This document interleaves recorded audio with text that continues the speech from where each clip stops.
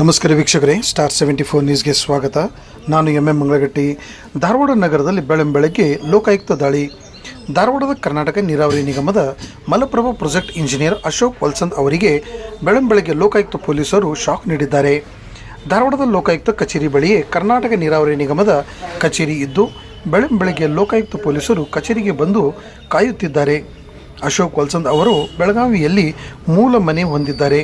ಅದರ ಜೊತೆಗೆ ಬಾಗಲಕೋಟ್ ಜಿಲ್ಲೆಯ ಕಜಗಿ ದೋಣಿ ಸೇರಿ ಜಮಖಂಡಿ ಹಾಗೂ ಜಕನೂರಿನಲ್ಲೂ ಮನೆ ಹೊಂದಿದ್ದು ಅಲ್ಲೂ ಲೋಕಾಯುಕ್ತ ಪೊಲೀಸರು ದಾಳಿ ಮಾಡಿದ್ದಾರೆ.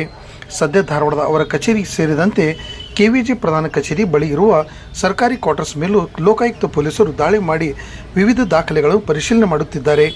ಲೋಕಾಯುಕ್ತ ಎಸ್ಪಿ ಹನುಮಂತರಾಯ ನೇತೃತ್ವದ ಅಧಿಕಾರಿಗಳ ತಂಡ ದಾಳಿ ನಡೆಸಿ ಪರಿಶೀಲನೆ ನಡೆಸಿದ್ದಾರೆ.